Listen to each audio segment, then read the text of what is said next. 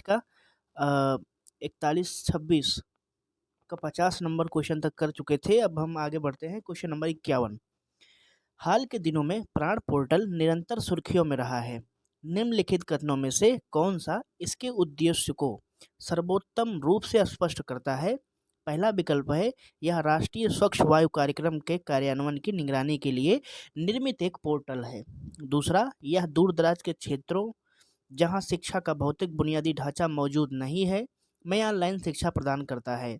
तीसरा है, यह ग्राम पंचायतों को अपनी ग्राम पंचायत विकास योजना तैयार करने और इसे कार्यान्वित करने के लिए एकल इंटरफेस प्रदान करता है। डी ऑप्शन है, यह राज्य सरकार के सेवानिवृत्त कर्मचारियों को पेंशन की समस्या रहित वितरण सुनिश्चित करेगा। अब देखिए, अगर आपको प्राण पोर्टल पता है तो ठीक है, नहीं पता है तो आपको थोड़ा-सा अंदाज़ा होना चाहिए कि दिए गए विकल्पों में सबसे नज़दीक का विकल्प कौन-सा है। प्राण का मतलब देखिए वायु से संबंधित कुछ कहते हैं, वायु को प्राण वायु भी कहते हैं, श्वास को अगर कहें तो प्राण वायु भी कहते हैं। ऐसे में ए विकल्प जो है वो ज़्यादा नज़दीक है और वास्तविक रूप में ए विकल्प ही सही है। और इसकी शुरुआत जो हुई थी 2019 में हुई थी और ये 2026 तक काम करेगा। 131 शहर थे इस इस पोर्टल के अंतर्गत, जिसमें वायु की गुणवत्ता में सुधार करने की बात कही गई थी, जिनमें से अब तक 49 शहर ऐसे हैं जिनमें से इसकी सुधार की बात कही गई है। यानी कि इसका जो सर्वोत्तम विकल्प है वो है ए, यानी कि 51 का ए सही है। अगला जो क्वेश्चन है क्वेश्चन नंबर 52, भारतीय संविधान के तहत निम्नलिखित में से कौन से अधिकार और विशेषाधिकार केवल भारत के नागरिकों को प्रदान किए गए हैं, विदेशियों को नहीं? पहला कथन है, धर्म, मूल वंश, जाति, लिंग या जन्म स्थान के आधार पर भेदभाव के विरुद्ध अधिकार। दूसरा है, वाक्य एवं अभिव्यक्ति की स्वतंत्रता, सम्मेलन करने की, संघ बनाने की स्वतंत्रता, संचरण, निवास और वृत्ति की स्वतंत्रता का अधिकार आदि चीजें। तीसरा है, उच्चतर न्यायपालिका के न्यायाधीश के रूप में सेवा करने का अधिकार। चौथा विकल्प है, संसद और राज्य विधानमंडल की सदस्यता के लिए चुनाव लड़ने का अधिकार। जैसा कि हम जानते हैं कि जो पहला ऑप्शन है, पहला स्टेटमेंट है वो है धर्म, मूल वंश, जाति के लिए 15 नंबर। दूसरा जो है वो आकम अभिव्यक्ति की स्वतंत्रता जो अनुच्छेद 19 से संबंधित है। तीसरा कथन जो है उच्चतर न्यायपालिका से संबंधित है। तीसरा और चौथा है संसद और राज्य विधानमंडल के सदस्यता या चुनाव लड़ने का अधिकार के संबंधित। भारत के क्या कहें कि भारत के केवल भारतीय नागरिकों के लिए जो विशेषाधिकार हैं वो खास करके अनुच्छेद 14, 15 सॉरी अनुच्छेद 15, 16, 19 और अनुच्छेद 29 और अनुच्छेद 30, ये जो चीज़ें हैं इसमें ही केवल भारतीय नागरिकों को विशेषाधिकार है, न कि दूसरे देशों को नागरिकों को विशेषाधिकार है। तो इसका जो सर्वोत्तम विकल्प जो सही है वो है 1, 2, 3, 4, चारों सही है। चारों जो है वो विकल्प इसका सही है।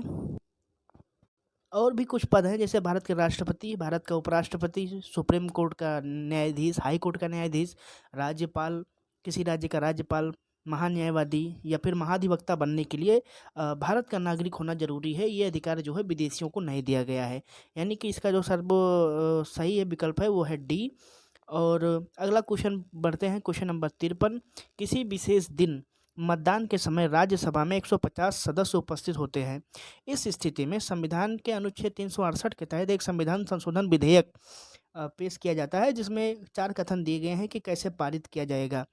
केवल 75 सदस्यों के समर्थन से पारित किया जा सकता है, पहला कथन है। दूसरा कथन है, मतदान के लिए उपस्थित सदस्यों के बहुमत से के साथ पारित किया जाता है। तीसरा है, न्यूनतम 100 सदस्यों के समर्थन से पारित किया जा सकता है। और चौथा है, कम से कम 123 सदस्यों के समर्थन के बिना पारित नहीं किया जा सकता है। जैसा कि हम जानते हैं, देखिए ये जो विधेयक पेश किया गया है, ये जो मतदान के लिए बात की गई है, ये राज्यसभा में सीटें कितनी हैं? राज्यसभा में सीटें 245 सदस्य हैं लगभग। संविधान में संशोधन करना है, अनुच्छेद 368 के अंतर्गत, यानी कि मत जो है वो कम से कम 123 मत होने चाहिए, आधे से अधिक होने चाहिए। भले ही उस क्या कहते हैं, सदन में उपस्थित लोगों की संख्या 150 है, क्योंकि इसमें लिखा गया है कि 150 सदस्य उपस्थित हैं। लेकिन जब भी संविधान में संशोधन होगा तो कम से कम 123 मत जो है वो होने चाहिए हमारे पास।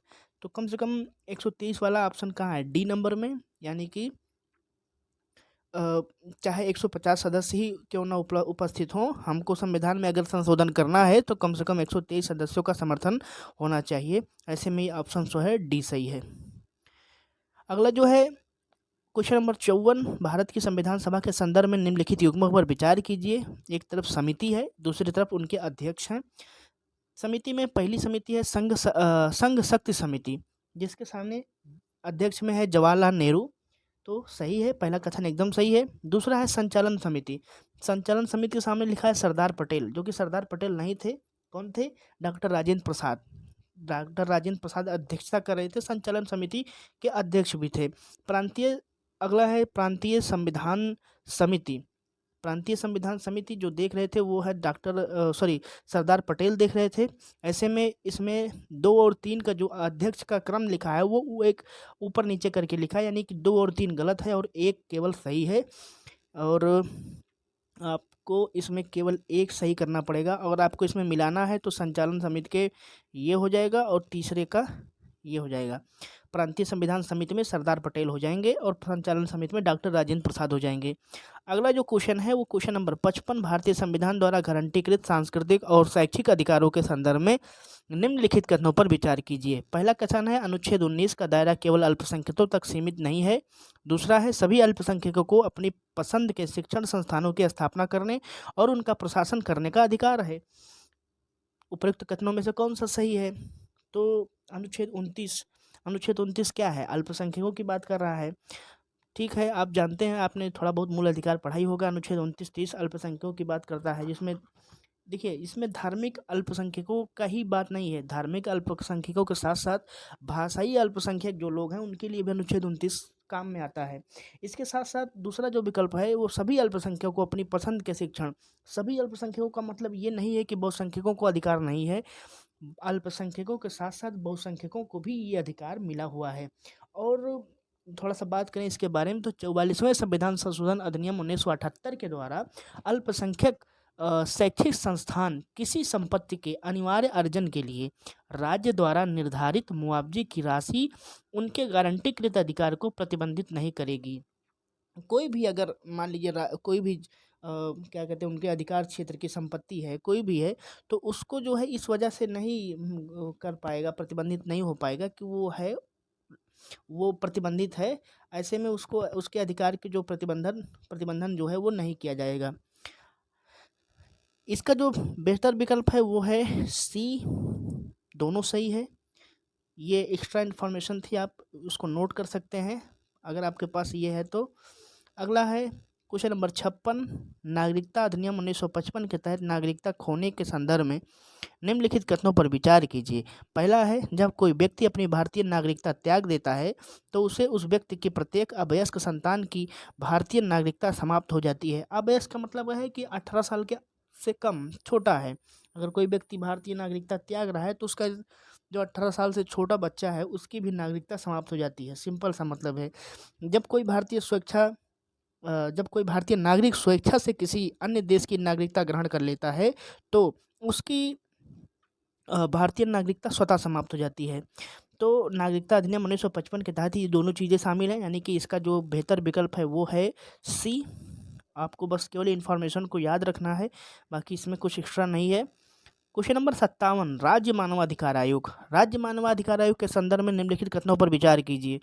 पहला स्टेटमेंट है यह केवल राज्य सूची और समवर्ती सूची में उल्लिखित विषयों के संबंध में मानव अधिकारों के उल्लंघन की जांच कर सकता है। निश्चित रूप से कर सकता है। राज्य मानवाधिकार जो है वो किस पे काम करता है। राज्य मानवाधिकार मैंने आपको भी थोड़ी देर पहले शायद क्वेश्चन पेपर की शुरुआत में ही बताया था, सॉरी 20 नंबर या 30 नंबर क्वेश्चन में ही था, 20 नंबर 21 नंबर क्वेश्चन में एक मानवाधिकार आयोग वाला क्वेश्चन आया था जिसमें बताया गया था कि जो 7th शेड्यूल है उसके अंतर्गत जो है मानवाधिकार जो है काम करता है। 7th शेड्यूल में क्या क्या चीज़ें आती हैं, राज्य सूची, संघ सूची और समवर्ती सूची। तो इसमें भी कहा गया है केवल राज्य सूची और समवर्ती सूची में उल्लिखित विषयों के संबंध में मानवाधिकार की जांच कर सकता है, बिल्कुल कर सकता है। तीसरा है किसी मामले की जांच पहले से ही राष्ट्रीय मानवाधिकार आयोग द्वारा जारी की जा रही है तो राज्य मानवाधिकार आयोग उस मामले की जांच नहीं कर सकता है। केंद्र सरकार देखिए, केंद्र सरकार जो भी किस कोई भी मामले की जांच करती है, कोई भी सॉरी राज्य मानवाधिकार किसी भी मामले को जांच करता है तो उसका मतलब ये है कि पीड़ित को ज़्यादा से ज़्यादा जो है वो उसको सुविधा दी जा सके। और ऐसे में राष्ट्रीय मानवाधिकार द्वारा जब भी जांच होगी, देखिए एक छोटा राष्ट्रीय मानवाधिकार है, एक राज्य का जो है वो राज्य मानवाधिकार है, और जो नेशनल स्तर पे होता है वो राष्ट्रीय मानवाधिकार है। जब बड़ी संस्थाएं जांच कर रही हैं तो उस छोटी संस्थाओं का वो माना जाता है, जब सुप्रीम कोर्ट कोई डिसीजन दे रहा है तो हाई कोर्ट का डिसीजन वो माना जाता है कि हाई कोर्ट भी उस चीज़ को मान लेगा। ऐसे में इसका जो विकल्प है वो है 57 का सी, यानी कि दोनों बातें एकदम सही हैं अपने स्थान पे। अगला जो क्वेश्चन है क्वेश्चन नंबर 58, नीति आयोग के उपाध्यक्ष के संदर्भ में निम्नलिखित कथनों में से कौन सा सही है। पहला है स्टेटमेंट इसकी नियुक्ति प्रधानमंत्री द्वारा की जाती है। दूसरा है इनका पद राज्य मंत्री के समकक्ष होता है। तीसरा है वह क्षेत्रीय परिषदों की बैठक की अध्यक्षता करता है। अब देखिए बहुत सिंपल है, नीति आयोग के उपाध्यक्ष की नियुक्ति प्रधानमंत्री करता है, ये बात एकदम सही है, पहला कथन एकदम सही है। दूसरा कथन है कि इनका पद जो होता है उपाध्यक्ष का नीति आयोग के, वो राज्य मंत्री के समकक्ष होता है। राज्य मंत्री के समकक्ष नहीं होता है, कैबिनेट मंत्री के समकक्ष होता है, यानी कि दूसरा कथन जो है वो गलत है। अगर दूसरा कथन गलत कर देते हैं आप तो आपको देखिए आंसर सीधे सीधे दिख रहा होगा, क्योंकि दो जो है वो ए बी और डी तीनों में है, अतः ऑप्शन जो बचता है आपके पास वो केवल एक, यानी कि सी आंसर बचता है। लेकिन तीसरा क्वेश्चन भी हम पढ़ेंगे। तीसरा क्या है, वह क्षेत्रीय परिषदों की बैठकों की अध्यक्षता करता है। ठीक है, अध्यक्षता नहीं करता, वो अध्यक्ष होता है, क्षेत्रीय बैठकों की अध्यक्षता करता है तो वो अध्यक्ष होता है। ऐसे में जो तीसरा कथन है वो भी गलत है। इसका ऑप्शन सही होता है सी। अगला जो है इसमें क्या, क्षेत्रीय परिषदों की बैठक की अध्यक्षता उपाध्यक्ष नहीं करता है, वो अध्यक्ष ही करता है, जो उसका नीति आयोग का अध्यक्ष होता है। नीति आयोग का अध्यक्ष कौन होता है, प्राइम मिनिस्टर होता है, वही करता है। अगला जो है 59, सरकार की अध्यक्षीय प्रणाली के संदर्भ में निम्नलिखित कथनों में से कौन सा सही है। पहला है राष्ट्रपति सरकार का वास्तविक प्रमुख होता है। दूसरा है राष्ट्रपति विधायिका के प्रति उत्तरदायित्व होता है। तीसरा है संयुक्त राज्य अमेरिका की अध्यक्षीय प्रणाली का अनुसरण करता है। अब हम बात करेंगे कि अध्यक्षीय शासन प्रणाली में वास्तव में क्या क्या होता है। पहला ऑप्शन अमेरिका को ध्यान में रखते हम करते हैं, हालांकि और कई देश हैं जहां पर अध्यक्षीय शासन प्रणाली लागू की गई है, चलती है, जैसे ब्राज़ील हो गया, लैटिन अमेरिका के कई देश हो गए, वहां पर चलती है। लेकिन हम ज़्यादातर अमेरिका को ध्यान में रख करके अध्यक्षीय शासन प्रणाली का वर्णन करेंगे। तो वहाँ पर राष्ट्रपति प्रमुख होता है, जैसे हमारे यहाँ प्रधानमंत्री सरकार का प्रमुख होता है, वहाँ पर राष्ट्रपति सरकार का वास्तविक प्रमुख होता है। तो पहला कथन जो है वो एकदम सही है। दूसरा, राष्ट्रपति विधायिका के प्रति उत्तरदायी होता है। देखिए राष्ट्रपति जो है ना वो जनता द्वारा चुन के आता है, ऐसे में वो विधायिका के प्रति नहीं होता है।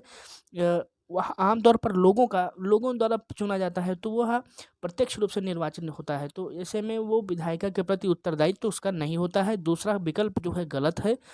तीसरा विकल्प क्या है, संयुक्त राज्य अमेरिका सरकार की अध्यक्षीय प्रणाली का अनुसरण करता है। प्रणाली का अनुसरण करता है, ठीक है। कई देश हमने अभी बताए शुरू में, लैटिन अमेरिका के कई देश थे, ब्राज़ील था उसमें से एक महत्वपूर्ण। तो कई देश हैं जो करते हैं अनुसरण, यानी कि इसका जो बेस्ट ऑप्शन है वो सी है। दूसरा ऑप्शन गलत है। दूसरा ऑप्शन क्यों गलत है मैंने बताया।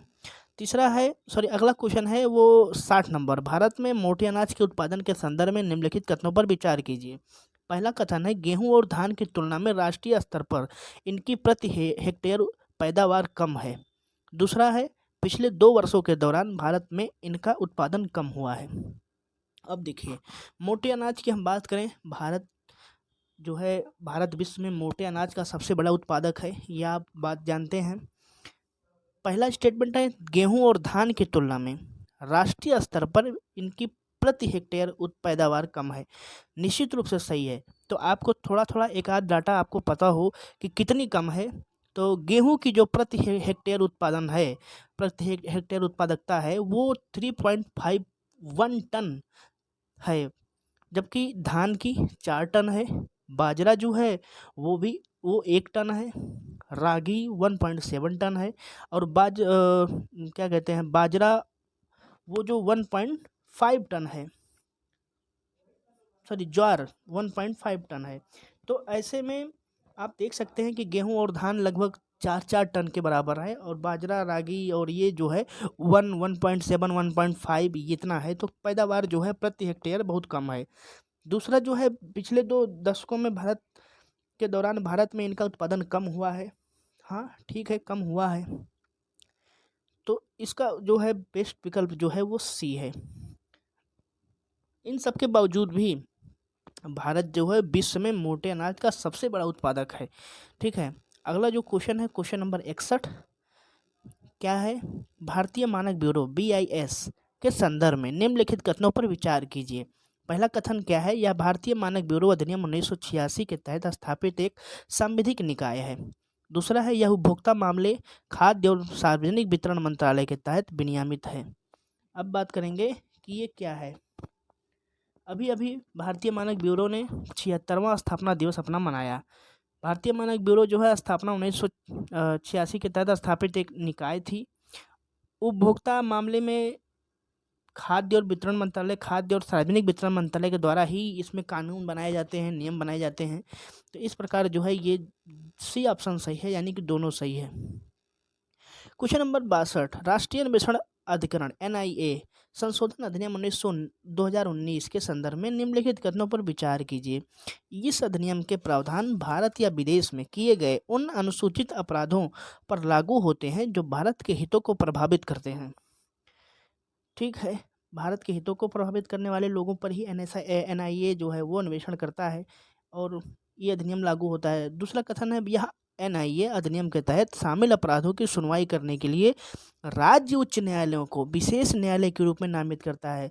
राज्य उच्च न्यायालयों को नामित नहीं करता है, बल्कि ये सत्र न्यायालय को जो होता है उसको नामित करता है विशेष न्यायालय के रूप में, और सत्र न्यायालय ही इस पर डिसीजन देते हैं। ऐसे में दूसरा कथन जो है वो गलत है, यानी कि पहला केवल सही है। इसका ऑप्शन जो है वो केवल 1 होगा।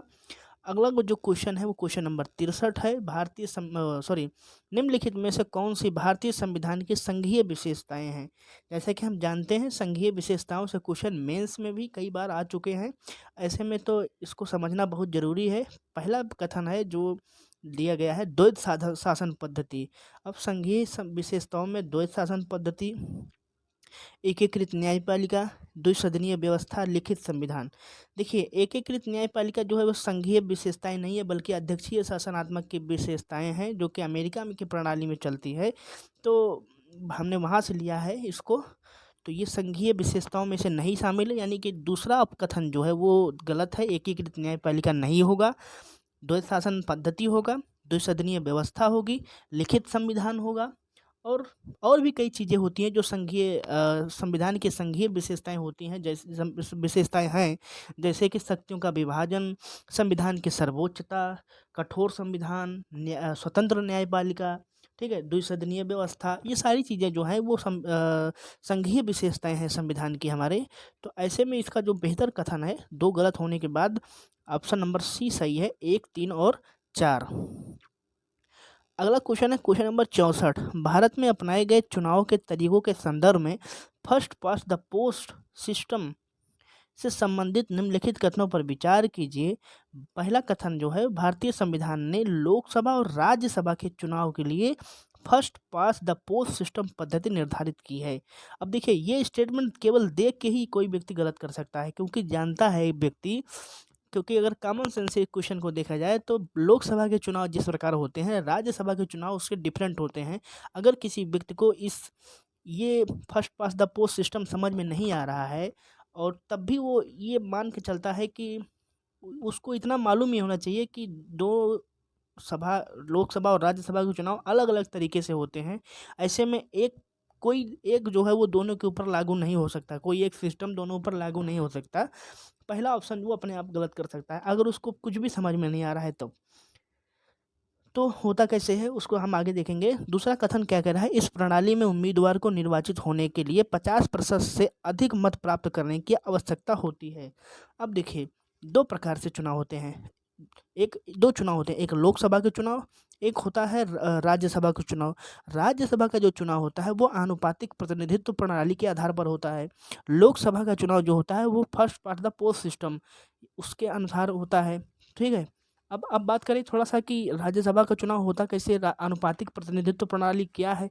अनुपातिक प्रतिनिधित्व प्रणाली में भी दो प्रकार से होता है, एक होता है एकल संक्रमणीय मत और दूसरा होता है सूची प्रणाली।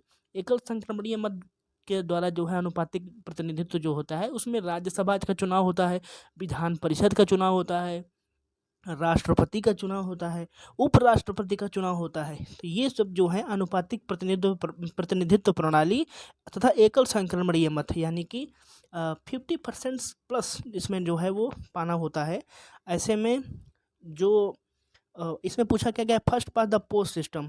First pass the post system में जो पहले जीत गया वो जीत गया, जबकि दूसरा जो होता है अनुपातिक प्रतिनिधित्व प्रणाली में उसमें 50% से अधिक मत प्राप्त करने की आवश्यकता होती है। तो यानी कि दूसरा कथन भी जो दिया गया है ये first pass the post system का थ्योरी नहीं है, उसका सिद्धांत नहीं है। ये किसका सिद्धांत है, यहाँ पर अगर अनुपातिक प्रतिनिधित्व प्रणाली एकल संक्रमणीय मत होता तब ये दूसरा कथन सही होता, यानी कि दूसरा कथन जो है भी वो भी गलत है। यानी कि पहला कथन और दूसरा कथन दोनों गलत है। इसका सही जो है विकल्प वो है डी, ना तो एक और ना ही दो। अगला क्वेश्चन है उसका, निम्नलिखित अधिनियमों में से किन्हें नीति निर्देशक तत्व के क्रियान्वयन के लिए अधिनियमित किया गया है। पहला, बोनस संदाय अधिनियम 1965, ठेका श्रम विनियमन और उत्साधन अधिनियम 1970 और बंधित श्रम पद्धति अधिनियम 1976, समान पारिश्रमिक अधिनियम 1976। तो इसमें जो है वो सीधी सी बात है, चारों क्या है, ऑप्शन इसका डी सही है। अगला जो क्वेश्चन है क्वेश्चन नंबर 66, निम्नलिखित में से कौन से राष्ट्रीय मानवाधिकार आयोग ने पदेन सदस्य होते हैं। पहला, राष्ट्रीय मानवाधिकार की बात की जा रही है। राष्ट्रीय मानवाधिकार से इस पेपर में अभी तक 2 क्वेश्चन पहले मिल चुके हैं। ये तीसरा क्वेश्चन है, आप इसको देख सकते हैं। इसमें पूछा कौन कौन से पदेन सदस्य होते हैं। तो पहला है अध्यक्ष राष्ट्रीय पिछड़ा वर्ग आयोग, दूसरा है भाषाई अल्पसंख्यकों के लिए विशेष अधिकारी, तीसरा है अध्यक्ष राष्ट्रीय बाल अधिकार संरक्षण आयोग, चौथा है अध्यक्ष राष्ट्रीय महिला आयोग, पांचवा है दिव्यांगजन व्यक्तियों के लिए मुख्य आयुक्त। अब देखिए, आपको अगर इस तरह का क्वेश्चन में कुछ भी समझ में नहीं आ रहा है तो कम से कम आप राष्ट्रीय मानवाधिकार को एक बार सोचने का प्रयास करिए। राष्ट्रीय मानवाधिकार क्या होता है, कोई भी व्यक्ति कोई भी मानव जिसके अधिकारों का हनन हो चुका है उसको न्याय दिलाने के उद्देश्य से उसकी वाजिब जांच करने के उद्देश्य से राष्ट्रीय मानवाधिकार जो है वो काम करता है। अब देखिए, सबसे ज़्यादा जो है भारत को ही ध्यान में रख के काम करते हैं कि भारत में ऐसे कौन कौन से वर्ग हैं जिनको जो है परेशानी का सामना करना पड़ता है, खास करके अधिकारों के सेंस में उनके अधिकारों का हनन होता है। राष्ट्रीय पिछड़ा वर्ग आयोग किस पे काम करता है, जो पिछड़े लोग हैं उनके, जो राष्ट्रीय ओबीसी लोग हैं उन पे काम करता है। तीसरा जो कथन है राष्ट्रीय बाल संरक्षण आयोग, बाल संरक्षण का मतलब क्या, जो बच्चे हैं उनके संरक्षण के लिए भी वो भी एक पीड़ित पक्ष माने जाते हैं, कभी कभी वो भी एक पीड़ित रहते हैं, उनके अधिकारों का भी हनन किया जाता है। यानी कि तीसरा विकल्प भी सही होना चाहिए, पहला सही होना चाहिए, तीसरा सही होना चाहिए। चौथा क्या है, राष्ट्रीय महिला आयोग, उसकी अध्यक्ष, इसको भी शामिल करना चाहिए क्योंकि महिलाओं के ऊपर भी, महिलाओं के अधिकारों का भी बहुत प्रकार से हनन होता रहा है। दिव्यांगजन व्यक्तियों के लिए मुख्य आयुक्त, दिव्यांगजन जो व्यक्ति है उसके भी अधिकारों का कई बार हनन होता है। ऐसे में तो 1, 3, 4 और 5 ये इतने जो है ऑप्शन जो है सही हैं। अब बात करते हैं दूसरे विकल्प की, भाषाई अल्पसंख्यकों के लिए विशेष अधिकारी। भाषाई अल्पसंख्यकों के लिए जो विशेष अधिकारी है, भाषाई अल्पसंख्यकों के अधिकारों का हनन नहीं हो सकता, कारण क्योंकि जो अल्पसंख्यक हैं वो एक समूह में होते हैं, वो एक समाज में होते हैं, किसी एक व्यक्ति का भाषाई के आधार पर उसका जो है शोषण नहीं हो सकता। शोषण होता भी है तो एक समूह के रूप में होता है। उदाहरण के लिए कोई भी व्यक्ति महाराष्ट्र में रह करके मराठी नहीं बोल रहा है, तो ऐसे में उसके अधिकारों का हनन मान लिया जाएगा। कोई भी व्यक्ति तमिलनाडु में रह करके तमिल नहीं बोल रहा है, वो उत्तर प्रदेश की भाषा बोल रहा है, ऐसे में वहाँ पर भाषाई अल्पसंख्यक के रूप में वहाँ शामिल है, लेकिन वो एक व्यक्ति नहीं है। ऐसे में मानवाधिकार उस व्यक्ति की जाँच नहीं कर पाएगा। तो दूसरा विकल्प जो है इसमें नहीं होगा। तो होगा कौन? इसमें ऑप्शन डी सही होगा। 1, 3, 4 और 5, यानी कि इसका जो है कथन जो है डी सही होगा। अब हम बात करें कि राष्ट्रीय मानवाधिकार में लोग कौन-कौन होते हैं। एक अध्यक्ष होता है, 5 सदस्य होते हैं और 7 पदेन सदस्य होते हैं। तो 7 पदेन सदस्य कौन होते हैं? 4 इसमें दिए गए हैं और 3 और हम बताते हैं। जैसे राष्ट्रीय अल्पसंख्यक आयोग के अध्यक्ष, राष्ट्रीय अनुसूचित जाति आयोग के अध्यक्ष, राष्ट्रीय अनुसूचित जनजाति आयोग के अध्यक्ष, ये 3 और इसमें शामिल कर लीजिए। तो ये जो है आपका पूरा हो जाएगा 7 पदेन सदस्य और 1 अध्यक्ष और 5 सदस्य। ठीक है। अब बात करेंगे कि थोड़ा-सा अध्यक्ष के बारे में और बात करें तो अध्यक्ष होता कौन है राष्ट्रीय मानवाधिकार का? राष्ट्रीय मानवाधिकार का अध्यक्ष जो होता है वो सुप्रीम कोर्ट का न्यायाधीश हो, कोई सेवानियुक्त भी हो तब भी उसको भी बना देते हैं। ठीक है। उसके बाद में सदस्य कौन होता है? सुप्रीम कोर्ट में ही कार्यरत या सेवानिवृत्त जो लोग होते हैं, न्यायाधीश होते हैं, वही लोग इसके बनते हैं सदस्य। या फिर हाई कोर्ट का कोई सेवानिवृत्त न्यायाधीश है वो भी बनता है। और 3 लोग और बनते हैं। 3 लोग और कौन होते हैं? 3 लोग में वो होता है जैसे अलग-अलग प्रोफ़ेशन के लोग होते हैं, अलग-अलग क्षेत्रों में काम करने वाले लोग होते हैं। उनमें से एक महिला का होना जो है वो अनिवार्य है, कम से कम एक महिला अध्यक्ष भी उसमें शामिल रहे। तो ऐसी जो है कंडीशन रखी गई है इन सदस्यों की, कौन-कौन से लोग सदस्य होंगे। अगला जो क्वेश्चन है वो क्वेश्चन नंबर 67, रक्षा क्षेत्र के संदर्भ में very short range air defence system, ठीक है, मिसाइल के से संबंधित निम्नलिखित कथनों पर विचार कीजिए। पहला है यह सतह से हवा में मार करने वाली पोर्टेबल मिसाइल है, ठीक है। दूसरा है इसे रक्षा समझौते के तहत इजराइल से खरीदा जा रहा है। तो इजराइल से खरीदा नहीं जा रहा है बल्कि इसे डीआरडीओ यानी कि जो भारत की संस्था है जो डिफेंस पे ही काम करती है वो जो है इसमें इसका निर्माण कर रही है, इसका बना रही है। तो ऐसे में जो दूसरा विकल्प है वो गलत हो जाएगा और केवल एक सही होगा। अगला जो क्वेश्चन है क्वेश्चन नंबर 68, राष्ट्रीय पिछड़ा वर्ग आयोग एनसीबीसी के संदर्भ में निम्नलिखित कथनों पर विचार कीजिए।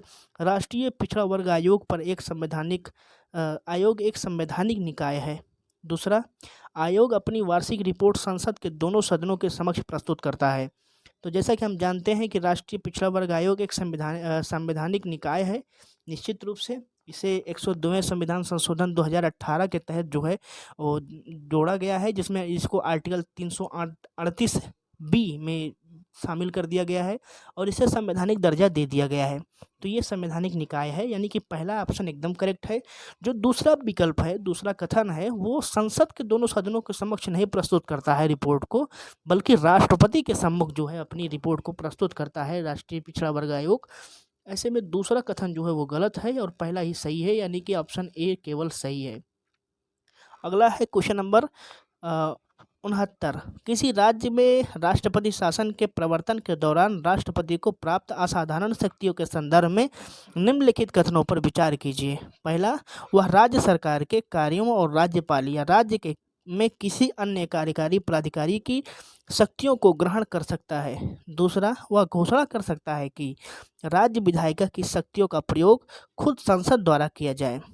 तीसरा, वह संबंधित राज्य के उच्च न्यायालय में निहित शक्तियों को स्वयं ग्रहण कर सकता है या उसमें संबंधित संवैधानिक प्रावधानों को निलंबित कर सकता है। अब देखिए, किसी भी राज्य में राष्ट्रपति शासन लगता है तो उसकी जो है कंडीशन क्या होती है, लगेगा कैसे? आर्टिकल 356 के आधार पर राज्यों को संवैधानिक तंत्र की, जब भी राज्यों में संवैधानिक तंत्र की विफलता होगी तो उसके आधार पर जो है वो आर्टिकल 356 लग जाता है। अब हम बात करें कि क्या-क्या चीज़ें कर सकता है, तो पहला कथन को ध्यान से देखें तो राज्य सरकार के कार्य जो भी हैं और राज्यपाल या राज्य के किसी भी अन्य कर्मचारी प्राधिकरण की शक्तियों को ग्रहण कर सकता है। बिल्कुल ग्रहण कर सकता है। राज्यपाल को ही सुप्रीम मान लिया जाता है, उस समय राज्यपाल के ही काम नाम से सारा काम होगा। राज्यपाल यही सारी चीज़ें हो जाती हैं। दूसरा है, वह घोषणा कर सकता है कि राज्य विधायिका की शक्तियों का प्रयोग संसद करेगा। बिल्कुल, अगर राष्ट्रीय आपात लगा है तो राज्य की विधायिका के जो भी संबंधित कानून है वो संसद ही बनाएगा। तीसरा जो है, उच्चतम न्यायालय में निहित शक्तियों को ग्रहण कर सकता है। नहीं, ऐसा नहीं कर सकता है, क्योंकि किसी भी राज्य में अगर आप राष्ट्रीय शासन लगा है, राष्ट्रपति शासन लगा है, तो यानी कि इसका मतलब ये नहीं है कि हाई कोर्ट की भी शक्तियाँ निलंबित हो गई या हाई कोर्ट की शक्तियाँ खत्म हो गई हैं, जबकि हाई कोर्ट जो है उसी प्रकार वो काम करता रहेगा जैसे कि आपातकाल के पहले था। उसकी शक्तियों में कोई फर्क नहीं पड़ता है। ऐसे में उसके प्रावधानों, संवैधानिक प्रावधानों का कोई निलंबन नहीं होगा। तीसरा कथन जो है वो पूरी तरीके से गलत है। कथन केवल 1 और 2, ये दोनों सही हैं। अगला जो क्वेश्चन है, क्वेश्चन नंबर 70। क्वेश्चन नंबर 70 क्या है? सॉवरेन ग्रीन बॉन्ड के संदर्भ में निम्नलिखित कथनों पर विचार कीजिए। ये ग्रीन बॉन्ड 5 और 10 वर्ष की परिपक्वता अवधि के साथ जारी किए जाते हैं।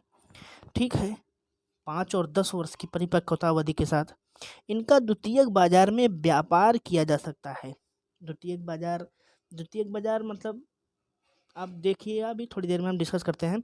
अभी तक अनिवासी भारतीयों को इनमें निवेश करने की अनुमति प्रदान नहीं की गई है।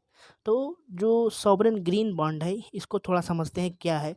किसी संप्रभु संस्था द्वारा जारी किए गए बॉन्ड, किस दृष्टि में? पर्यावरण की दृष्टि में, पर्यावरण को ही दृष्टि को ध्यान में रखते हुए बॉन्ड जो जारी किए जाते हैं और उससे पैसा इकट्ठा किया जाता है और पर्यावरण पर ही खर्चा किया जाता है, तो उसे सॉवरेन ग्रीन बॉन्ड कहते हैं। ठीक है, पहला जो कथन दिया गया है 5 से 10 वर्ष की उसकी परिपक्वता अवधि है, तो बिल्कुल सही है, 5 से 10 वर्ष की ही है। दूसरा क्या है, इसका द्वितीय बाजार में व्यापार किया जा सकता है। बिल्कुल किया जा सकता है। द्वितीय बाजार में एक समान मूल्य की नीलामी होगी, चाहे इसका आप उपयोग कर सकते हो किसमें? रेपो में। ठीक है, एसएलआर के उद्देश्य में इसका उपयोग कर सकते हो। द्वितीयक बाजार में इनका बिल्कुल उपयोग किया जा सकता है। तीसरा है, अभी तक अनिवासी भारतीयों को इसमें निवेश करने की अनुमति नहीं है, तो ऐसा नहीं है, उनको भी अनुमति है, यानी कि तीसरा विकल्प जो है वो गलत है। अच्छा, ये सॉवरेन ग्रीन बॉन्ड जो है घोषणा कब हुआ था? 2022-23 के केंद्रीय बजट में घोषणा हुई थी। आरबीआई ने कहा था कि 4000 आरबीआई ने जो है वो 4000 करोड़ के बॉन्ड को जारी किया था। ऐसे में इसका जो सबसे बेहतरीन कथन है वो है ऑप्शन बी, 1 और 2। तीसरा गलत है, विदेशियों को भी इसमें अभी निवेश करने की अनुमति दी गई है। क्वेश्चन नंबर 71, निर्वाचन आयोग की स्वतंत्रता और निष्पक्षता के संदर्भ में निम्नलिखित कथनों में से कौन सा सही है? पहला, संविधान में निर्वाचन आयोग के सदस्यों की अर्हता निर्धारित नहीं की गई है। ठीक है। दूसरा, संविधान में निर्वाचन आयोग के सदस्यों के कार्यकाल को निर्दिष्ट किया गया है। ठीक है। तीसरा है, संविधान में सेवानिवृत्ति के बाद निर्वाचन आयुक्तों को सरकार द्वारा अन्य दूसरी नियुक्तियों पर रोक नहीं लगाई गई है। तो निर्वाचन आयोग की बात की गई है। निर्वाचन आयोग का आर्टिकल अगर आपको याद है तो आर्टिकल 324 में निर्वाचन आयोग की बात की गई है। संविधान में निर्वाचन आयोग की अर्हता जो है नहीं निर्धारित की गई है। तो वो टीम है जो केंद्र सरकार की है, वो करती है, जिसमें केंद्र सरकार के लोग होते हैं और कुछ प्रधानमंत्री और विपक्ष के नेता और ये सब मिल करके करते हैं। दूसरा जो कथन है, संविधान में निर्वाचन आयोग के सदस्यों का कार्यकाल, कोई कार्यकाल निश्चित नहीं है। दूसरा कथन गलत है, कोई कार्यकाल नहीं है। तीसरा है, संविधान में सेवानिवृत्ति के बाद निर्वाचन आयुक्तों को अन्य दूसरी नियुक्तियों पर रोक लगाया गया है। बिल्कुल सही है, क्योंकि उनके पास जो है वो सेंसिटिव डाटा होता है। ऐसे में वो तुरंत किसी दूसरे पद पर निर्वाचित हो जाएंगे तो वो डाटा लीक हो सकता है, कुछ भी हो सकता है, समस्याएं बढ़ सकती हैं। तो उन पे उनकी नियुक्ति पर जो है वो रोक लगाया गया है, यानी कि इसका जो ऑप्शन है वो तीसरा सही है, पहला सही है और दूसरा जो है वो गलत है। Option number D correct answer है। क्वेश्चन नंबर 72 क्या है? लोकायुक्त से संबंधित। लोकायुक्त पद के संदर्भ में निम्नलिखित कथनों पर विचार कीजिए। लोकायुक्त पद का गठन सर्वप्रथम 1971 में महाराष्ट्र में हुआ था। ठीक है। दूसरा कथन है, किसी राज्य के लोकायुक्त की नियुक्ति सदैव संबंधित राज्य के उच्च न्यायालय के मुख्य न्यायाधीश द्वारा की जाती है। जो उसी राज्य के मुख्य न्यायाधीश जो होगा हाई कोर्ट का, वो करता है। तीसरा है, लोकायुक्त द्वारा की गई सिफारिशें मात्र सलाहकारी प्रकृति की होती हैं और वह राज्य सरकार के लिए बाध्यकारी नहीं होती हैं। अब देखिए, लोकायुक्त की जो बात है, भारत में एक समय बहुत बवाल हुआ। 2013 में ही आया था लोकपाल और लोकायुक्त अधिनियम 2013 आया था। तो उस समय ये आया था। अगर कोई व्यक्ति थोड़ा बहुत ध्यान में रखे तो उसके पहले भी 1971 में ही महाराष्ट्र या फिर और दूसरे सरकार में लोग अपने अपने भ्रष्टाचार को कम करने के लिए ऐसे बिल, ऐसे पद को बनाए थे, और जिनमें से पहला जो कथन है 1971 में महाराष्ट्र में ये चीज़ें बन चुकी थी। यानी कि पहला कथन एकदम सही है। दूसरा है लोकायुक्त की नियुक्ति के संदर्भ में उच्च न्यायालय के मुख्य न्यायाधीश द्वारा नहीं की जाती है, बल्कि राज्यपाल द्वारा की जाती है।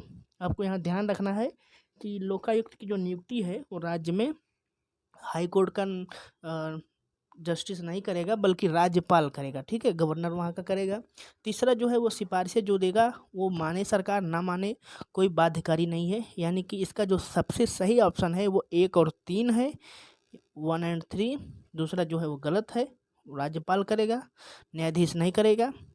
अगला जो है क्वेश्चन नंबर 73, जिला आपदा प्रबंधन प्राधिकरण के संदर्भ में निम्नलिखित कथनों पर विचार कीजिए। DDMA यानी कि जिला आपदा प्रबंधन प्राधिकरण का पदेन अध्यक्ष जिला मजिस्ट्रेट होता है। एकदम सही है। जिला आपदा प्रबंधन प्राधिकरण के मुख्य कार्यकारी अधिकारी की नियुक्ति जो है वो राज्य सरकार द्वारा की जाती है। बिल्कुल राज्य सरकार द्वारा की जाती है। एक अध्यक्ष होता है, अन्य सदस्य होते हैं जो कि 7 से ज़्यादा नहीं हो सकते हैं सदस्य। तो टोटल मिला करके 7 जन लोग होते हैं और ये काम करते हैं। जिला मजिस्ट्रेट ही होता है। इसका ऑप्शन जो है वो सी ऑप्शन जो है वो सही है। क्वेश्चन नंबर 74, निम्नलिखित में से कौन सा एक संवैधानिक संशोधन अधिनियम 1968 की सीमा से बाहर है? ठीक है, संविधान संशोधन जो है, संविधान में संशोधन करने की शक्ति 368 के अंतर्गत आती है, और उससे ही बाहर क्या है? राज्यों में विधान परिषदों की समाप्ति। दूसरा है संसद और राज्य विधानमंडलों के निर्वाचन। तीसरा है राष्ट्रपति का निर्वाचन। अब हम बात करेंगे कि संवैधानिक संशोधन अनुच्छेद 368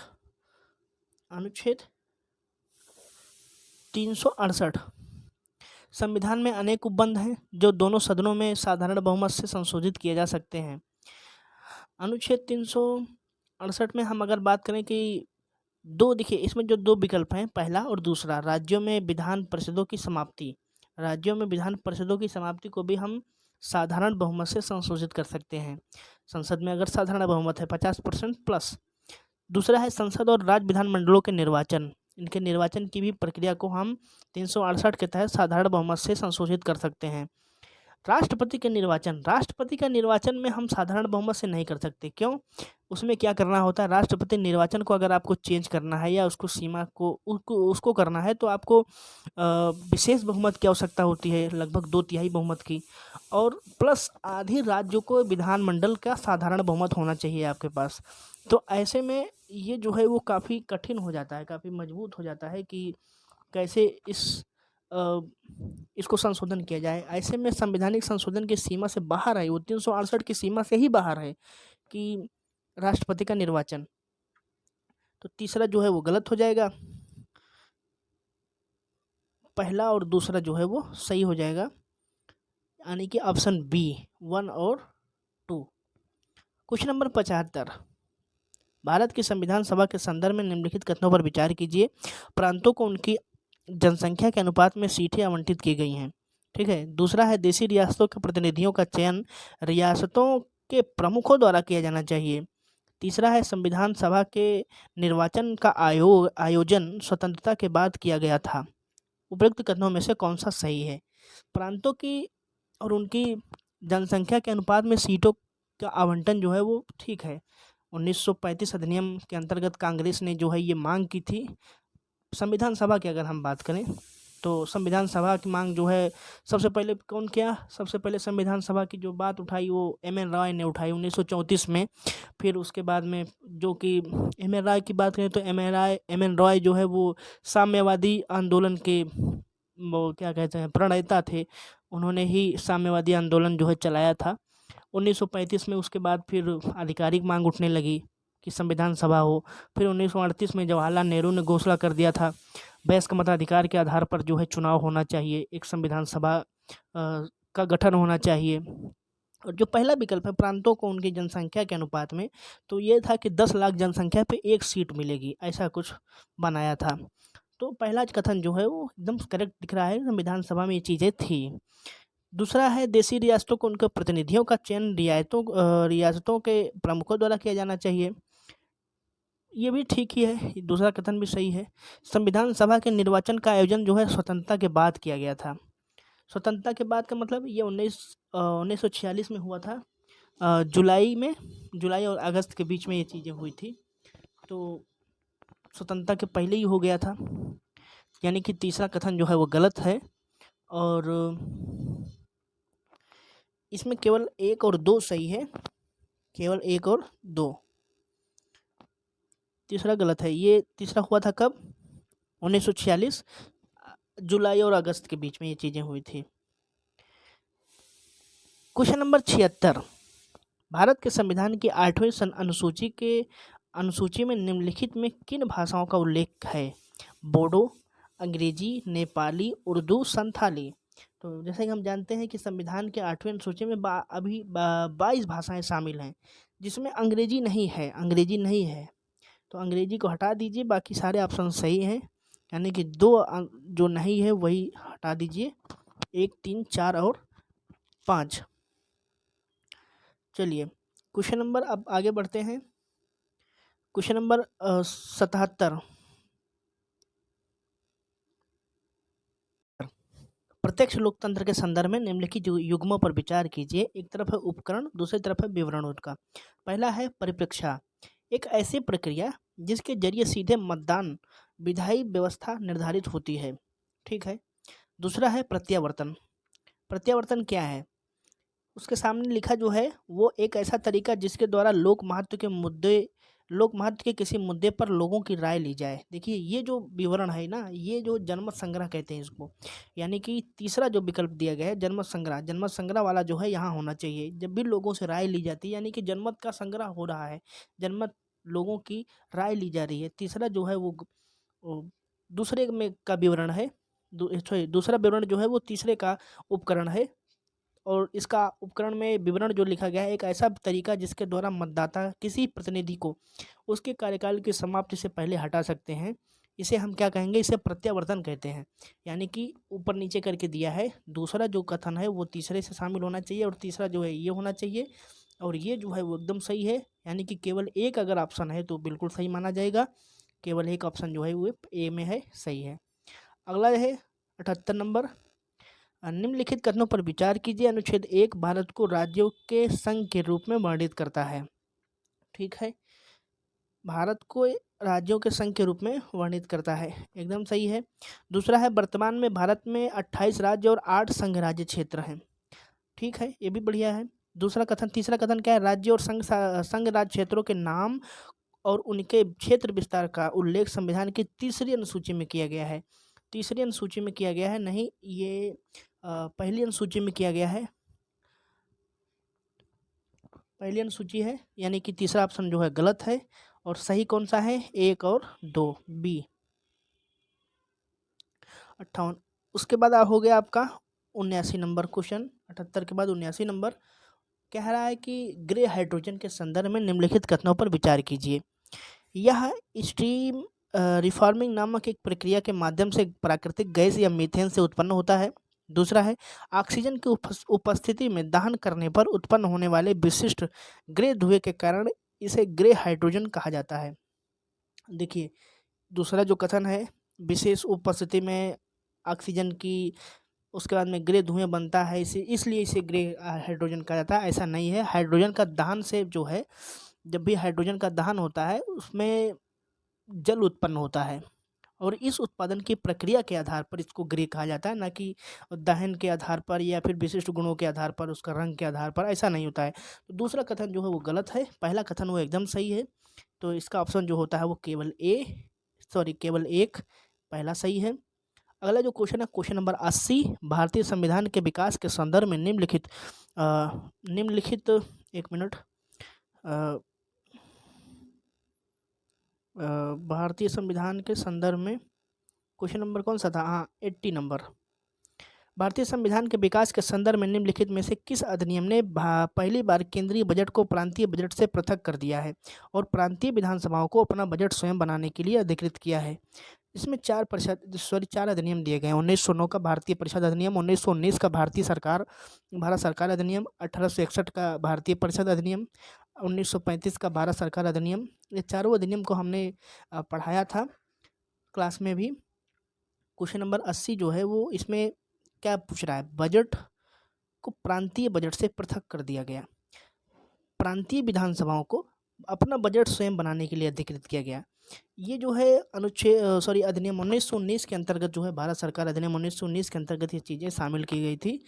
और भी उसमें कुछ चीज़ें शामिल की गई थी 1919 के अंतर्गत।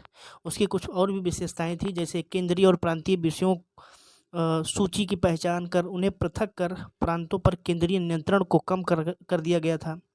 तो ये दो चीज़ें की गई थी कि एक केंद्र बना दिया गया था, एक दूसरा प्रांत बना दिया गया था। अच्छा, प्रांतों में भी कई प्रकार से चीज़ों को बांट दिया गया था, जैसे एक दो भागों में बांट दिया गया था। पहला एक हस्तांतरित विषय थे, दूसरा आरक्षित विषय था। हस्तांतरित विषय जो थे वो भारत वालों के को मिले थे, आरक्षित विषय जो थे वो अंग्रेजों के कब्जे में थे। तीसरा इसमें और एक विशेषता थी कि जो वायसराय था उसके कार्यकारी परिषद में जो है वो 6 सदस्य होते थे। 6 में से 3 जो है वो भारतीय रख लिए गए। तो ऐसे में 3 सदस्य भारतीय होते थे और वो 3 विदेशी होते थे। सिखों, भारतीय ईसाइयों, एंग्लो इंडियंस, यूरोपीय लोगों और इन लोगों के लिए जो है एक पृथक निर्वाचक मंडल भी इसी जो है अधिनियम की विशेषताएं थी। इसी में ही सांप्रदायिक प्रतिनिधित्व सिद्धांत जो है वो चीज़ें थी, सांप्रदायिकता वाली जो चीज़ें थी वो भी आ गई थी। इसमें ही संपत्ति कर या शिक्षा के आधार पर ही सीमित संख्या में ही मताधिकार प्रदान कर दिया गया था। इस अधिनियम 1919 की ही विशेषताएं थी। लंदन में जो है वो नए पद का सृजन किया गया था, जिसे उच्चायुक्त का पद कहते हैं, जो कि वायसराय जो कि भारत सचिव के ही पैरेलल का एक क्या कहते हैं पद था, जिसमें कुछ कार्यों को इनको भेजा जाता था, उच्चायुक्त को। इसी में ही एक लोक सेवा आयोग के गठन की मांग की गई थी। लोक सेवा आयोग के गठन किया गया था, जो कि 1926 में जाकर के फाइनली सिविल सेवकों की भर्ती के लिए एक केंद्रीय लोक सेवा आयोग का गठन करता है। तो इस अधिनियम की जो है वो काफ़ी विशेषताएं रही हैं। इसमें सही जो है कौन सा है? और ये एक क्वेश्चन बना के पूछा ही ये 1919 भारत सरकार अधिनियम। अगला जो क्वेश्चन है वो क्वेश्चन नंबर 81, प्रधानमंत्री गरीब कल्याण अन्न योजना के संदर्भ में निम्नलिखित कथनों पर कौन सा सही है? एक प्रधानमंत्री गरीब कल्याण अन्न योजना के संदर्भ में निम्नलिखित कथनों पर विचार कीजिए। पहला कथन है, राष्ट्रीय खाद्य सुरक्षा अधिनियम 2013 के तहत शामिल अंत्योदय अन्न योजना और प्राथमिकता वाले परिवारों के लाभार्थियों को निःशुल्क खाद्यान्न प्रदान करने के लिए एक एकीकृत खाद्य सुरक्षा योजना है। तो पहला कथन जो है वो एकदम सही है। दूसरा है, लाभार्थियों को रियायती कीमतों पर खाद्यान्न भी प्राप्त होगा। अब देखिए, जो दूसरा विकल्प है वो गलत है। क्यों? क्योंकि रियायती कीमतों पर नहीं, निःशुल्क है। तो दूसरा कथन जो है वो गलत है। और इसमें 5 किलो खाद्यान्न की देने की बात की गई है और दूसरा कथन पहला सही है। ऑप्शन नंबर जो है वो केवल एक जो है वो सही माना जाएगा। चलिए, क्वेश्चन नंबर 82, राज्य के महाधिवक्ता के संदर्भ में निम्नलिखित कथनों पर विचार कीजिए। पहला है, संविधान द्वारा महाधिवक्ता के कार्यकाल को निर्धारित किया गया है। ठीक है। दूसरा है, वह अपने पद पर राज्य के राज्यपाल के प्रसाद पर्यंत बना रहता है। ठीक। तीसरा है, उसे वह सभी विशेषाधिकार और उन्मुक्तियां प्राप्त हैं जो राज्य विधानमंडल के किसी सदस्य के लिए उपलब्ध हैं। तो देखिए, पहला जो कथन है, संविधान में ऐसा कोई कार्यकाल का कुछ बताया नहीं गया है, यानी कि पहला कथन जो है वो गलत है। संविधान में महाधिवक्ता के कार्यकाल का कोई भी निर्धारण नहीं किया गया है, पहला गलत। दूसरा है, राज्यपाल के प्रसाद पर्यंत ही काम करता है, निश्चित रूप से महाधिवक्ता ही करता है, राज्यपाल के ही प्रसाद पर्यंत करता है। महान्यायवादी किसे करता है? राष्ट्रपति के प्रसाद पर्यंत काम करता है।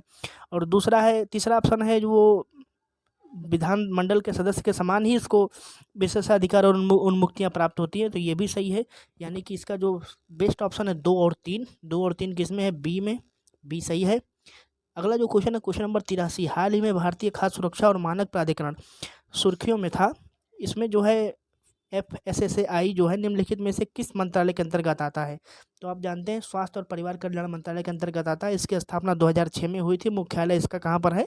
दिल्ली में है। तो इसका ऑप्शन जो है बेस्ट कौन सा है? ए। अगला जो क्वेश्चन है क्वेश्चन नंबर 84, निम्नलिखित में से किस वाद में उच्चतम न्यायालय ने यह निर्णय दिया कि मूल संरचना का सिद्धांत 24 अप्रैल 1973 के बाद अधिनियमित संवैधानिक संशोधनों पर लागू होगा? अब देखिए ये काफ़ी महत्वपूर्ण क्वेश्चन है। कब निर्णय दिया था कि मूल संरचना वाला जो सिद्धांत केशवानंद भारती में दिया गया था उसके बाद ही लागू होगा। तो ये जो आता है क्लेरिफिकेशन जो है वो क्या कहते हैं, बामन राव वाद 1981 वाले केस में आता है। उसमें क्या हुआ था कि सुप्रीम कोर्ट ने कहा था कि राज्य सरकार को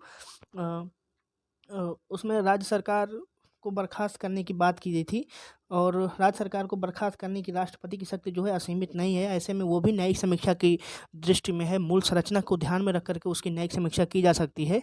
तो ये सारी चीज़ें जो कही गई थी कि जब भी ये निर्णय दिया गया था केशवानंद भारती वाला, उसके बाद ही ये चीज़ें लागू होंगी। तो ये इसका ऑप्शन जो है वो 1981 वाला केस होगा, बामन राव वाला। अगला जो क्वेश्चन है क्वेश्चन नंबर 85, भारत में सामुदायिक उत्तरदायित्व के सिद्धांत के संदर्भ में निम्नलिखित कथनों पर विचार कीजिए। यह एक न्यायिक नवाचार है और संवैधानिक प्रावधानों के तहत स्पष्ट रूप से इसका उल्लेख नहीं किया गया है। बिल्कुल गलत है, न्यायिक नवाचार नहीं है ये। आर्टिकल 75 आप जानते हैं सामूहिक उत्तरदायित्व, उसमें यही है कि जो है लोकसभा के प्रति उत्तरदायित्व होगा जो भी सरकार होगी। तो ऐसे में न्यायिक नवाचार नहीं है ये, न्याय संबंधी इसका कोई मतलब नहीं है। पहला ऑप्शन जो है गलत है। दूसरा है इसका अर्थ है कि मंत्रिपरिषद सामूहिक रूप से संसद के प्रति उत्तरदायी होगी। दूसरा ऑप्शन जो है वो गलत है क्योंकि इसका अर्थ मंत्रिपरिषद सामूहिक रूप से संसद के प्रति उत्तरदायी नहीं होगी। अनुच्छेद 75(3) की बात इसमें की गई है, यानी कि दूसरा विकल्प भी गलत ही है। ऑप्शन नंबर डी सही है। अगला जो क्वेश्चन है क्वेश्चन नंबर 86, निम्नलिखित में से किन देशों की सरकार की संघीय व्यवस्थाएं हैं? तो इसमें 4 ऑप्शन दिया गया है, Bharat, United kingdom, Brazil, Mexico. United kingdom की संघीय व्यवस्थाएं नहीं है क्योंकि संघीय व्यवस्था की विशेषताएं हमने पिछले एक क्वेश्चन में बताया था कि उसमें क्या-क्या होना चाहिए, लिखित संविधान और द्विसदनीय व्यवस्था और उसके बाद में ऐसी कई सारी चीज़ें हमने बताई थी आपको। तो इसमें यूनाइटेड किंगडम तो हटा दीजिए, भारत, ब्राज़ील, मैक्सिको यानी कि 1, 3 और 4। ऑप्शन बी जो है वो सही है। अगला जो है क्वेश्चन नंबर 87, भारतीय संविधान की प्रारूप समिति के संदर्भ में निम्नलिखित कथनों पर विचार कीजिए। पहला, इसका गठन स्वतंत्रता के बाद हुआ था। दूसरा, एन गोपाल स्वामी अयंगर इस समिति के अध्यक्ष थे। उपरोक्त में से कौन सा सही है? देखिए स्वतंत्रता संविधान की प्रारूप समिति का जो है गठन जो है 19 अगस्त 1947 में हुआ था और एन गोपाल स्वामी अयंकर नहीं बल्कि BR अम्बेडकर जो है इस समिति के अध्यक्ष थे।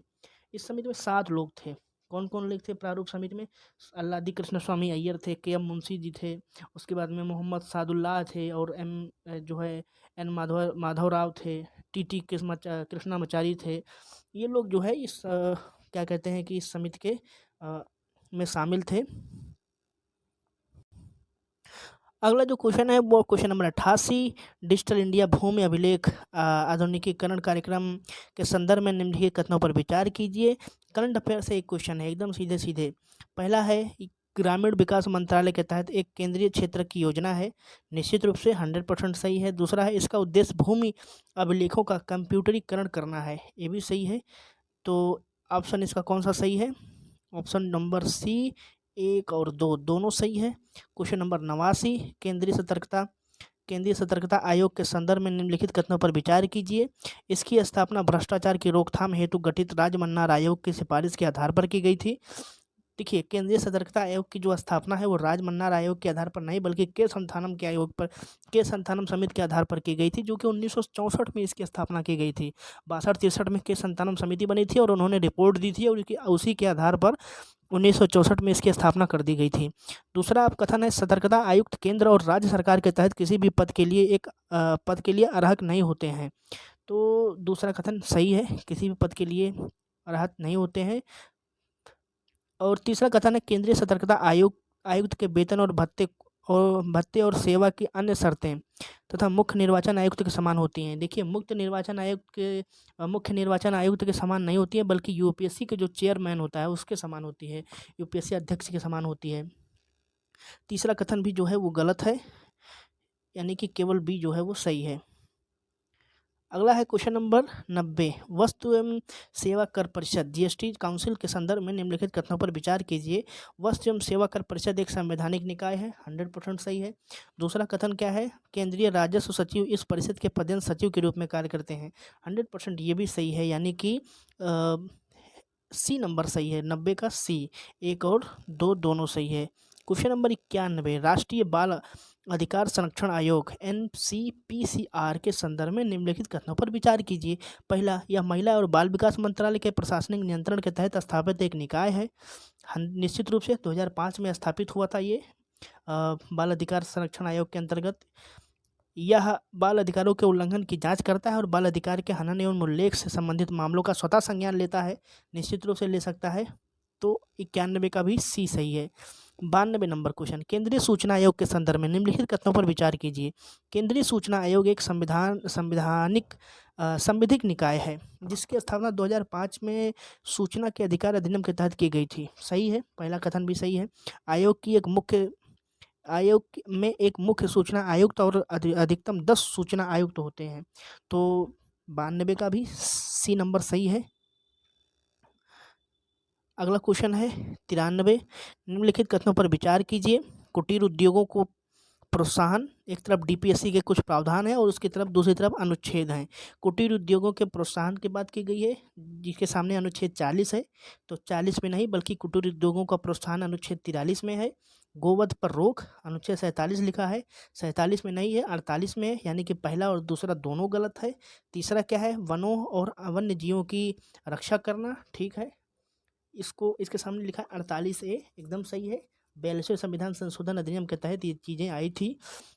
शुरुआत में एक क्वेश्चन आया था उसमें हमने डिस्कस किया था, तो इसमें केवल 93 का केवल 3 सही है, यानी कि सी नंबर ही इसका करेक्ट आंसर होगा। क्वेश्चन नंबर 94, भारत के संविधान की प्रस्तावना के संदर्भ में निम्नलिखित कथनों पर विचार कीजिए। पहला, यह 26 नवंबर 1949 को अपनाए गए संविधान का हिस्सा नहीं थी। दूसरा, यह न्याय देखिए पहला जो विकल्प है वो 26 नवंबर 1949 को संविधान में अपनाया गया था, उसका हिस्सा नहीं था ये, तो प्रस्तावना की बात की जा रही है, पहला गलत है, हिस्सा था। उसमें क्या था, एक प्रस्तावना थी, 395 अनुच्छेद थे, 22 भाग था, 8 अनुसूची थी, इतनी चीज़ों को जो है वो अब 26 नवंबर को अपना लिया गया था, 26 नवंबर 1949 को, यानी कि पहला कथन जो है वो गलत, पहला कथन गलत होने के बाद ए और डी गलत हो जा रहा है अपने आप। दूसरा कथन क्या है, यह न्याय, स्वतंत्रता, समता और बंधुत्व को संविधान के उद्देश्यों के रूप में निर्दिष्ट करती है। अब देखिए न्याय, स्वतंत्रता, ठीक है, सारी चीज़ें शामिल है भारत के संविधान भारत की प्रस्तावना में। न्याय भी है, सामाजिक, आर्थिक, राजनीतिक स्वतंत्रता भी है, और उसके बाद में समता भी है, आर्थिक समता, राजनीतिक समता, ये सारी चीज़ें उसमें लिखी गई, बंधुत्व की भावना भी है। तो तीसरा क्या है, इससे पहली बार 1960 में बेरू बावरी संघवाद में संविधान के अंग के रूप में मान्यता दी गई है। देखिए हमने एक क्वेश्चन एक पढ़ाया था टॉपिक करंट अफेयर से संबंधित, जनवरी करंट अफेयर में शायद पहला ही टॉपिक है जिसमें था शक्तियों का पृथक्करण, और उसको पढ़ाते पढ़ाते हमने थोड़ा मूल ढांचे का सिद्धांत भी थोड़ा उसमें डिस्कस किया था, उसमें ये सारी चीज़ें हमने डिस्कस की हुई हैं। एक बार फिर से देखते हैं, पहली बार 1960 में बेरू बावरी संघ में ये चीज़ें इंट्रोड्यूस हुई थी, तो ऐसा नहीं है। ये जो इस मामले में जो है ना, सुप्रीम कोर्ट ने इसे कहा था कि देखिए ये संविधान का भाग नहीं है, फिर सुप्रीम कोर्ट ने बाद में निर्णय बदला था, और इसी में ही बेरूबाड़ी में ही उन्होंने कहा था कि देखिए हम इसको संविधान का भाग तो नहीं मानेंगे, लेकिन ये मानेंगे ज़रूर कि जो संविधान निर्माता जो थे उनके मस्तिष्क की कुंजी है, तो ऐसा उन्होंने ऐसा कहा था, जिसे बाद में अपने निर्णय को पलट दिया 1973 में, और इस व्यवस्था को अस्वीकार कर दिया था, और बाद में ही मान लिया था कि जो है संविधान की प्रस्तावना जो है संविधान का ही एक भाग है, संविधान का एक अंग है। तो इसके अनुसार जो है 94 का कौन सा आंसर सही है, केवल 2, पहला और तीसरा गलत है, तो केवल 2 ही सही होगा। क्वेश्चन नंबर 95, हाल ही में भारतीय पुरातत्व सर्वेक्षण ने नालंदा महाविहार में दानात्मक, ठीक है, वर्तानुष्ठित स्तूपों की खोज की है। इस संदर्भ में नालंदा महाविहार के संबंधित निम्नलिखित कथनों पर विचार कीजिए। पहला है, ह्वेनसांग और इत्सिंग दोनों ने इसका दौरा किया था, ठीक है, किया था, बढ़िया है। इसे गुप्त और पाल दोनों राजवंशों का संरक्षण प्राप्त था, निश्चित रूप से। तीसरी शताब्दी से लेकर के 13वीं शताब्दी तक के अवशेष जो है यहाँ पर मिलते हैं। यूनेस्को की एक विश्व धरोहर स्थल है। तो तीनों तीनों सही है, तीनों सही है। अगला जो क्वेश्चन है, क्वेश्चन नंबर 96, भारतीय संविधान का अनुच्छेद 51 ए मूल कर्तव्यों से संबंधित उपबंध प्रदान करता है। इस संदर्भ में निम्नलिखित में से किस अधिनियम का कुछ मौलिक कर्तव्यों के कार्यान्वयन पर प्रभाव पड़ता है? 4 ऑप्शन दिए हैं। राष्ट्रीय गौरव अपमान निवारण अधिनियम दिया है। 51 की बात करिए, जो जो चीज़ें शामिल होगी उसी के अंतर्गत ये चीज़ें दी गई हैं। लोक प्रतिनिधित्व अधिनियम 1951, वन्य जीव संरक्षण अधिनियम 1972, विधि विरुद्ध क्रियाकलाप निवारण अधिनियम 1967। चारों चीज़ें जो है वो इसके अंतर्गत जो है उस पर प्रभाव पड़ता है। ऐसे में इसका ऑप्शन जो है डी सही है। क्वेश्चन नंबर 97, मुख्य निर्वाचन आयुक्त के संदर्भ में निम्नलिखित कथनों पर विचार कीजिए। पहला है, मुख्य निर्वाचन आयुक्त और अन्य निर्वाचन आयुक्तों की नियुक्ति राष्ट्रपति द्वारा की जाती है। बिल्कुल सही है, राष्ट्रपति द्वारा की जाती है। मुख्य निर्वाचन आयुक्त का एक क्वेश्चन अभी और आया था, आर्टिकल 324 के अंतर्गत ये चीज़ें आती हैं। मुख्य निर्वाचन आयुक्त और 2 अन्य निर्वाचन आयुक्तों के पास समान शक्तियाँ होती हैं तथा उन्हें उनके वेतन भत्ते और अन्य अनुलाभ भी समान ही होते हैं। बिल्कुल सही है, दोनों। दूसरा भी सही है, पहला और दूसरा अभी तक सही है। तीसरा है, मुख्य निर्वाचन आयुक्त राष्ट्रपति के प्रसाद पर्यंत अपने पद पर बना रहता है। तीसरा ऑप्शन गलत है, क्योंकि मुख्य निर्वाचन आयुक्त जो है वो राष्ट्रपति के चुनाव में भी अहम भूमिका निभाता है। ऐसे में उसके प्रसाद पर्यंत जो है वो काम नहीं करता है और उसे उसकी कार्यकाल की सुरक्षा होती है। सुप्रीम कोर्ट के न्यायाधीश की तरह ही उसे हटाया जा सकता है और हटाने का कारण होता है कदाचार या अक्षमता के आधार पर उसको हटाया जा सकता है। यानी कि तीसरा कथन जो है वो पूरी तरीके से गलत है। और इसमें सही क्या है? 1 और 2। 1 और 2 कहाँ है? 1 में। अगला जो क्वेश्चन है, क्वेश्चन नंबर 98, ऐप आधारित भुगतान प्रणालियों को बढ़ावा देने के लिए केंद्र द्वारा उठाए गए कदमों के संदर्भ में निम्नलिखित कथनों पर विचार कीजिए। पहला है, यूपीआई लाइट भारतीय राष्ट्रीय भुगतान निगम एनपीसीआई द्वारा प्रदान की गई एक ऑन डिवाइस वॉलेट सुविधा है जो उपभोगकर्ताओं को 1,000 रुपये तक के कम मूल्य के ऑफलाइन भुगतान करने की अनुमति देती है। तो देखिए, 1,000 रुपये तक का नहीं है, 200 रुपये तक का है। ठीक है, ऑफलाइन अगर आपको ऑन डिवाइस वॉलेट सुविधा चाहिए तो वो 200 रुपये तक की है। दूसरा है, एनआरई अनिवासी बाह्य खाते जो थे, खाते वाले सभी अनिवासी भारतीय एनआरआई अपने अंतर्राष्ट्रीय मोबाइल नंबरों से यूपीआई प्लेटफॉर्म का उपयोग कर सकते हैं। तो देखिए, एनपीसीआई ने जो है उस सभी के लिए नहीं, 10 देशों के लिए जो है ये सुविधाएं दी हैं। और उन 10 देशों में कौन कौन से हैं? एक सिंगापुर है, ऑस्ट्रेलिया है, और उसके बाद में कनाडा भी है, हांगकांग है, ओमान है, कतर है, अमेरिका है, सऊदी अरब है, यूएई है और यूनाइटेड किंगडम है। ये 10 देश हैं जो कर सकते हैं। यानी कि 98 का जो है वो डी नंबर ऑप्शन जो है वो सही है, दोनों गलत हैं। अगला है क्वेश्चन नंबर है 99, राज्य की नीति निर्देशक तत्व महत्वपूर्ण और उपयोगी है क्योंकि ये आम राजनीतिक घोषणा पत्र की तरह होते हैं। ठीक है, ये घरेलू और विदेशी नीतियों में स्थायित्व और निरंतरता बनाए रखते हैं। ये भी ठीक है। ये भारतीय संघ में सभी प्राधिकरणों के लिए अनुदेश पत्र के रूप में कार्य करते हैं। तो तीनों ही सही है, तीनों ही सकारात्मक चीज़ें लिखी गई हैं। नीति निर्देशक की विशेषता के बाद महत्व के बारे में लिखा गया है, विशेषता या महत्व के बारे में लिखा गया है। तीनों ही विकल्प जो हैं एकदम सटीक हैं। अगला क्वेश्चन है क्वेश्चन नंबर 100। क्वेश्चन नंबर 100 है, राज्य की नीति निर्देशक तत्वों को संविधान के भाग 4 के अनुच्छेद 336 से 51 तक वर्णित किया गया है। इस संदर्भ में संविधान निर्माताओं ने निम्नलिखित में से किनसे प्रेरणा प्राप्त की है? नीति निर्देशक तत्व की बात हो रही है। तो जैसा कि शुरुआत में एक क्वेश्चन था, आयरलैंड के संविधान से इसको लिया गया है। भारत सरकार अधिनियम 1935 में वर्णित अनुदेश पत्र, ये भी सही है। संविधान गांधीवादी विचारधारा भी है। भारत का स्वतंत्रता संग्राम, ये सारी चीज़ें जो है इसमें शामिल हैं। और उसके बाद में आयरलैंड के संविधान से लिया गया, 1937 में इसको जो बना था उससे लिया गया था। यानी कि इसका ऑप्शन जो है वो डी है। तो इस प्रकार जो है हमने पूरा जो क्या कहते हैं कि टेस्ट सीरीज जो है वो 41-26 थी, हमने आज पूरा कर लिया है। और इसी क्रम में हम धीरे धीरे आगे बढ़ेंगे। धन्यवाद।